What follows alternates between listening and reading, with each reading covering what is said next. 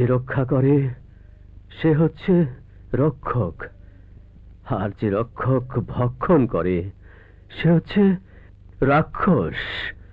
পৃথিবীতে রক্ষক আর রাক্ষস চেনা বড়ই কঠিন, বড়ই কঠিন।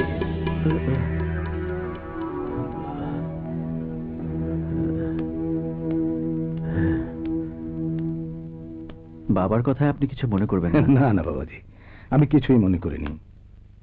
তোমার আব্বাজানকে আমি তোমার জন্মের আগে থেকেই চিনি। বাংলায় পশু শব্দের অর্থ কি জানো? জি। তুমি ভাবছো ইংরেজি অ্যানিমেল শব্দের অর্থ পশু, তাই না? হ্যাঁ তাই। স্বাভাবিকভাবে সবাই তাই বলবে, কিন্তু এর অর্থ শুধু পশুই নয়। পশু হচ্ছে সে যে অবিশেষ দেখে, যার জ্ঞান বিভাজিত, যে পূর্ণাঙ্গ জ্ঞানের অধিকারী নয়।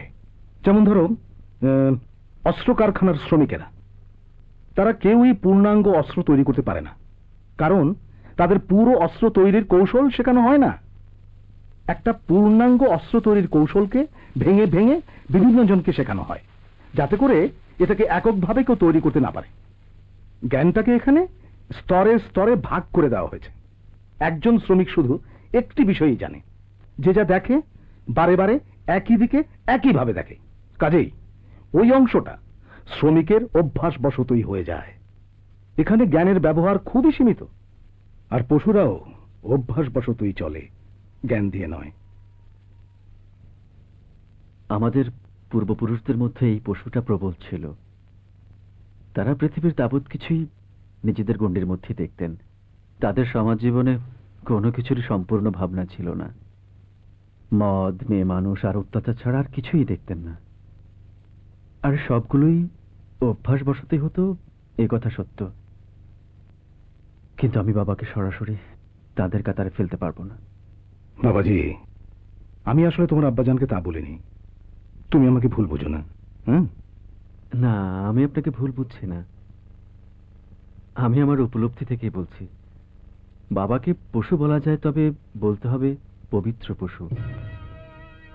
বাবাকে আমি দেখেছি তীব্র হুঙ্কারে, আবার দেখেছি উগ্র রকমের পরহেজগার মানুষ হিসেবে শরীয়ত নিয়ম অক্ষর অক্ষরে মেনে চলতেন। চূড়ান্ত দুঃখের সময়ও আল্লাহর উপর ভরসা রেখে নির্বিকার থাকতেন। বাবার জীবন যাপন ছিল নেশাগ্রস্ত মানুষের মতো। আমি বাবাকে পবিত্র পশু বলেছি বলে ভাববেন না বাবার প্রতি আমার শ্রদ্ধা নেই। আসলে বাবার সমস্ত চিন্তা চেতনা সবই ছিল অতীতের মাপে তৈরি, বর্তমানের সাথে খাপ খায় না।